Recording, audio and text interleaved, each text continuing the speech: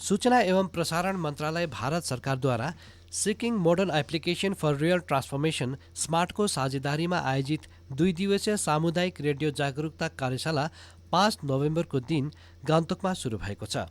कार्यशालाको उद्देश्य सामुदायिक रेडियो स्टेसनहरूबारे जागरुकता बढाउनु, स्टेसन स्थापना गर्ने प्रक्रियालाई स्पष्ट पार्नु मात्र होइन तर सामुदायिक जुडाउलाई गहिरो बनाउनु र समुदायहरूलाई स्टेसन सञ्चालन गर्न सक्षम बनाउनु अनि उनीहरूलाई योग्य संस्थाहरूलाई स्थापना गर्ने प्रक्रियाको माध्यमद्वारा मार्गदर्शन गर्नु हो। कार्यक्रमको उद्घाटन दूरदर्शन केन्द्र गान्तोकका प्रमुख एवं उपनिदेशक अभियान्त्रिकी श्री नीरज कुमार पाण्डेले गरेका थिए। कार्यशालामा सिक्किम र पश्चिम बङ्गाल राज्यमा कार्यरत गैर लाभकारी संस्थाहरू, किसान विज्ञान केन्द्रहरू र शैक्षिक संस्थाका 45 जना सहभागीहरूले भाग लिएका छन्। सहभागीहरू मुख्य रूपमा स्वास्थ्य, कृषि, शिक्षा, बाल संरक्षण र बाल अधिकार, आदिवासी अधिकार आदिका विषयमा सचेतना पैदा गर्ने दिशामा काममा लागेका छन्। सामुदायिक रेडियो सूचनाको प्रसारको माध्यमबाट सीमान्तकृत समुदायको उत्थानको दिशामा काम गर्नेहरूका लागि एउटा सम्भावित मञ्च हो। 2 दिवसीय कार्यशालामा सामुदायिक रेडियो, यसको स्थिरता, सरकारी योजना र सहायता, प्रविधि, वित्तीय स्थिरता र सामुदायिक रेडियो सहायता योजनाका सबै पक्षहरूलाई समेट्ने विभिन्न सत्रहरू रहनेछ। सहभागीहरूलाई सामुदायिक रेडियो स्टेसन सञ्चालन गर्नका लागि आवश्यक उपकरण र प्रक्रियाहरूसित पनि परिचय गराइनेछ।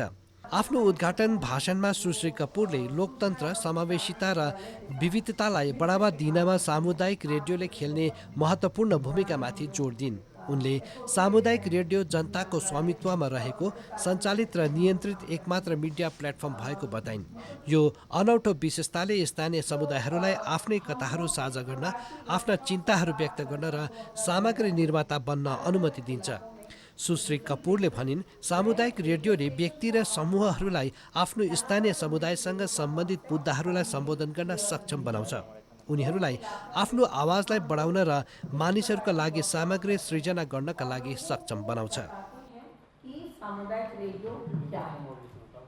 आप लोग में से कितने लोग ने कभी सामुदायिक रेडियो का नाम सुना है, ये वर्ड सुना है? कम्युनिटी रेडियो, सामुदायिक रेडियो, please raise your hands higher. Okay, not bad. At least 20% of the people have, if not more, have heard about it. कितने लोगों ने कभी visit किया है? How many people have visited a community radio station? Abhijit, you run one. So, okay. So none of you have visited a radio station. Unfortunately, the Kanchenjunga, the only radio station which is in Sikkim, is very far. सूचना एवं प्रसारण मन्त्रालयका परियोजना निर्देशक श्री अमित द्विवेदीले सहभागीहरूलाई स्वागत जनाउँदै सम्पूर्ण भारतमा सामुदायिक रेडियोको विस्तार गर्नका लागि सरकारको प्रतिबद्धतालाई दोहोर्याए। उनले उत्तर पूर्वी क्षेत्रमा केवल 18 CR स्टेसनहरू छन्, जसमध्ये अधिकांश आसाम र मणिपुरमा रहेको जानकारी गराए। देशका अन्य भागको तुलनामा यो निकै सानो भएकोले यस क्षेत्रमा थप स्टेसन स्थापना गर्न सचेतना जगाउन र प्रोत्साहन गर्न आवश्यक भएको उनले बताए। हामी प्रत्येक जिल्लाको आफ्नै सामुदायिक रेडियो स्टेसन होस् भन्ने चाहन्छौँ, श्री द्विवेदीले भने। वर्तमानमा उत्तर पूर्वमा 18 सामुदायिक रेडियो स्टेसनहरू छन् र हामी यो सङ्ख्या बढाउने लक्ष्य राख्दछौँ, किनकि यो क्षेत्र आफ्नो संस्कृति र सम्पदामा धेरै धनी छ। यहाँ धेरै जनजातिहरू छन् अनि बोलीहरूको समृद्धि अद्वितीय छ। श्री द्विवेदीले दुर्गम क्षेत्रहरूसम्म पुग्नका लागि अनेकौं चुनौतीहरू स्वीकार गर्दै कार्यशालामा उपस्थित व्यक्तिहरूको प्रयासको प्रशंसा गरे। उनले भारतभरिका जिल्लाहरूमा विशेष गरी भौगोलिक अवरोधका कारण परम्परागत सञ्चार माध्यमहरू पुग्न सङ्घर्ष गर्ने क्षेत्रहरूमा सामुदायिक रेडियोको उपस्थिति विस्तार गर्न मन्त्रालयको व्यापक पहललाई प्रकाश पारे।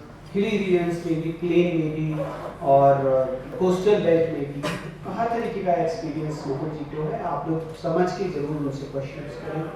पूरी स्मार्ट की टीम यहाँ पर है, उनको मैं वेलकम करना चाहूँगा।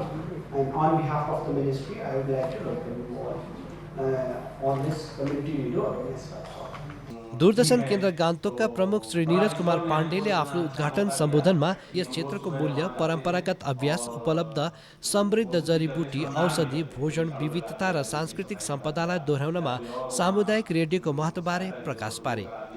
उनले भने कि सिक्किम आफ्नो पर्यटन, शान्तिपूर्ण वातावरण, सङ्गीत, गुम्बा र भाषाको विविधताका लागि परिचित रहेको छ।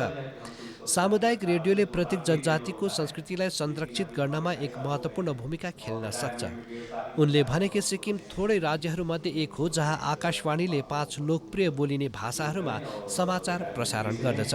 और आप लोग भी इसके यहाँ की प्राकृतिक सौंदर्य को पूरा आनंद लें। और एक चीज़ और हम कहेंगे तो हमारा आज कहने का अवसर मिला है इसलिए कि हम लोग पर्यावरण के लिए संवेदनशील थोड़ा कम हो गए हैं। पर्यावरण और स्वास्थ्य, तो अब हम जो खान पान है खाते हैं स्वाद के लिए खाते हैं, लेकिन हमें अपना जो परंपरागत देसी मिलेट्स वगैरह हैं उनका भी उपयोग करना है। जो मिलेट्स जो हमारे हेल्थ के लिए बहुत अच्छे होते हैं, और हम जो प्रोसेस फूड खाते हैं वो तो बहुत ही हानिकारक है। और बाहर से तो बिल्कुल ही अगर बचना का अवसर मिले तो बचना ही चाहिए।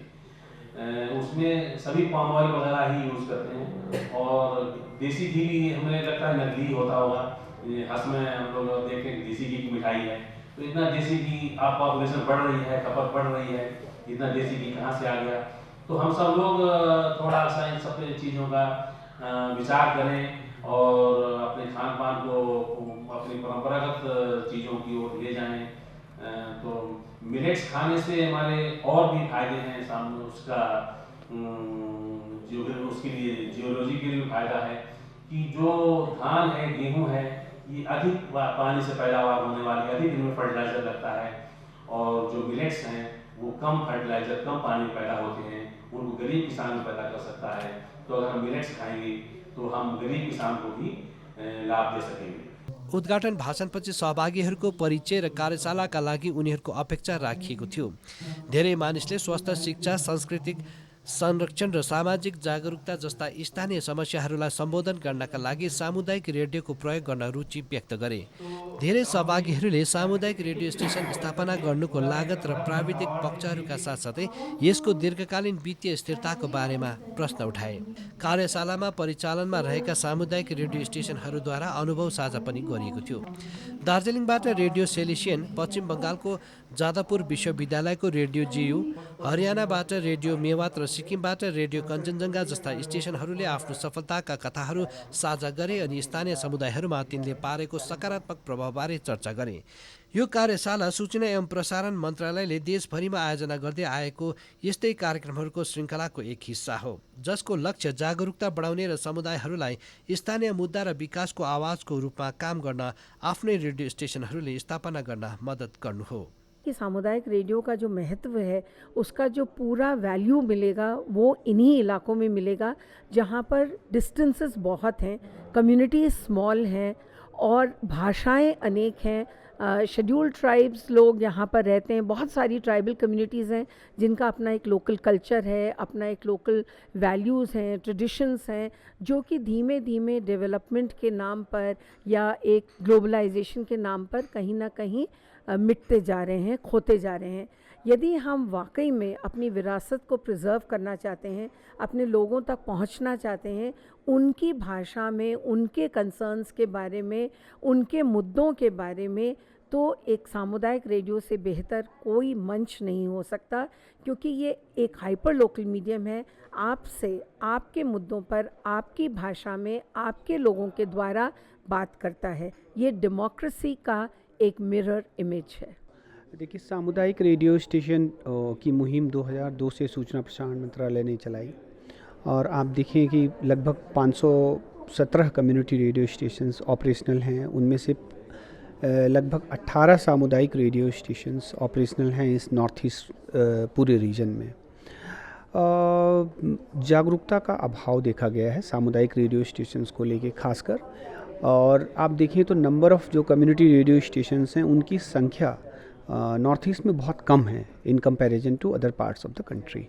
तो इसी को लेके सूचना और प्रसारण मंत्रालय ने एक मुहिम चलाई है कि हम अलग अलग जगहों पे जाएं और सामुदायिक रेडियो स्टेशंस के बारे में जागरूकता पैदा करें। उत्सुक है, जो कि रेडियो कम्युनिटी रेडियो खोलने का उत्सुक है, और कुछ ऐसा है कि कुछ खोले और बढ़े। मैं चाहता हूं कि सिक्किम में भी हर एक डिस्ट्रिक्ट में एक ज़रूर हो, या तो हो सके तो हर एक एक वर्ड में होने से बहुत अच्छा था। जैसे सिलीगुड़ी या गैंगटॉक में एफएम रेडियो स्टेशन चैनल है, लेकिन कालिम्पोंग डिस्ट्रिक्ट में अभी तक कोई रेडियो स्टेशन नहीं है, means regional specific radio station नहीं है। इसीलिए एकदम ही उम्मीदवार हूँ कि अगर ये कम्युनिटी रेडियो स्टेशन कोई सेंटर कालिम्पोंग में इस्टेब्लिश किया जाएगा तो कम्युनिटी डेवलपमेंट के लिए, खास करके एग्रीकल्चर एंड हेल्थ सेक्टर में लोगों का अपलिफ्टमेंट के लिए ये बहुत फ़ायदेमंद होगा। तो आज आए हैं ये वर्कशॉप में, इसका नॉर्म्स क्या क्या रूल्स है, नया लाइसेंस पाने के लिए क्या करना पड़ेगा, ये सब जानकारी मिल जाएगा। तो हम हमारे केवीके के तरफ से अप्लाई करूँगा ज़रूर ये कालिम्पोंग डिस्ट्रिक्ट में इस्टेब्लिश करने के लिए। अगर हमें कहीं एक मिनिस्ट्री हो, गवर्नमेंट के तरफ से कोई फंडिंग का सपोर्ट मिलता है, क्योंकि जो अवेयरनेस कम्युनिटी रेडियो के माध्यम से आज के डेट में मैडम यहाँ के जो अर्चना कपूर मैडम ने ऑर्गेनाइज़ किया है, उस माध्यम से हम लोग आए, कितने सारे ऑर्गेनाइजेशन आए, लेकिन हम लोग जिस एरिया में, जिस बेल्ट में काम करते, एसटी डोमिनेंट बेल्ट, वहाँ पे जाने के लिए भी हमारा ट्रांसपोर्टेशंस होना चाहिए। उन तक पहुँचने के लिए उस ट्रांसपोर्टेशंस का, हमारे ग्रुप का, हमारे टीम का बहुत सारा फंडिंग जो सपोर्ट है वो भी होना चाहिए। लेकिन हम जिस जोन में काम कर रहे हैं वहाँ पे फंडिंग का जरिया बहुत कम है। अगर इस अवेयरनेस के माध्यम से अगर हम लोग बहुत लोगों तक पहुँचना चाहेंगे तो सबसे पहले हमारे पास ऐसा कोई ऑर्गेनाइजेशन आना चाहिए, या तो गवर्नमेंट हो या तो कोई भी अदर CSR हो, कुछ भी हो, कि हम उन तक पहुँचे। इसके लिए हमें कोई फाइनेन्शियली सपोर्ट भी होना चाहिए। कम्युनिटी रेडियो चाहिँ के रहेछ भनेर कन्सेप्ट बुझ्नुको लागि हामी आएको होइन, र हामी चाहिँ अब एनजिओबाट हो, volunteer health association of Sikkim. हामी चाहिँ अब स्टेटभरि सिक्किमभरि नै काम गरिरहेको छौँ, र हामी चाहिँ अब यहाँबाट सकेर गएर भयो भने चाहिँ अब कम्युनिटी रेडियो स्टेशन सेटअप गर्ने हाम्रो प्लान छ। आज का जो सोच है ये बहुत ज़रूरी है, लेकिन इस सोच में एक चीज़ सोचने का जो हमारा इरादा है, जो ओपनिंग सेरेमनी हो गया, कोई स्टार्ट हो गया, वो अलग चीज़ है, लेकिन डे टू डे जो चीज़, जो लड़ाई है, वो लड़ाई हम कैसे लड़ेंगे, मिनिस्ट्री कैसे साथ रहेगा, जो ऑर्गेनाइजर लोग PMA एजेंसी होगा वो कैसे साथ रखेगा, ये कंटिन्यू होना है। लेकिन इश्यूज़ वगैरह तो है, प्रॉब्लम हमारा है, हमारा सुविधा भी है, सब कुछ लेके हम एक लड़ाई जारी कर सकते हैं। लेकिन ये लड़ाई कैसे होगा, ये रिसोर्स बैंक कहाँ से आएगा, human resource, financial resource, others resource जो है, इस सब को कैसे मिलेगी, मिनिस्ट्री का क्या रोल रहेगा, इसका लॉ कैसा है, क्या माने डोज एंड डोंट्स, इसको सोचना है। सब कुछ मिल के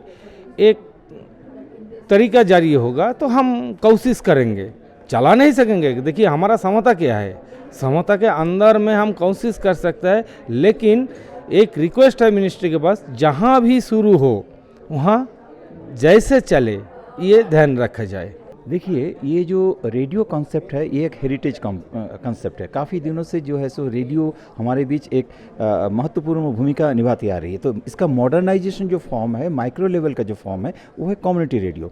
तो कम्युनिटी रेडियो का बहुत सारे स्कोप है, मल्टीफेरियस स्कोप है, विशेष करके ये जो सब हिमालयन रीजन में जो है, हिमालयन स्टेट्स जो हैं, तो यहाँ काफ़ी लोग इसको फ़ायदा ले सकते हैं, क्योंकि माइक्रो लेवल पर बहुत सारे डिफरेंट कम्युनिटीज़ हैं, डिफरेंट जो एग्रीकल्चर कम्युनिटी है, टूरिज़्म कम्युनिटी हैं, उसके बाद वोमेन एम्पावरमेंट है, SHG ग्रुप है, फार्मर्स क्लब है। तो इनको लेकर के अलग अलग डेवलपमेंट जो है सो रिसर्च वर्क करके उनके तक जो है सो आपका मैसेज पहुंचाया जा सकता है थ्रू कम्युनिटी लेवल। तो इसके लिए और भी ज़्यादा से ज़्यादा गवर्नमेंट का इन्वॉल्वमेंट ज़रूरी है, क्योंकि ये बैकवर्ड पीछे का स्टेट है, तो इनको गवर्नमेंट से सपोर्ट मिलेगा, लेकिन साथ साथ एक्सपर्टाइज की भी ज़रूरत है। और जो है सो लर्नेड पीपल जो है, जो सोशल एक्टिविटीज़ हैं उनका, वो यहाँ से अपना अपना काम को कॉमन पीपल तक पहुंचा सकते हैं थ्रू कम्युनिटी रेडियो। ये मेरा मानना है।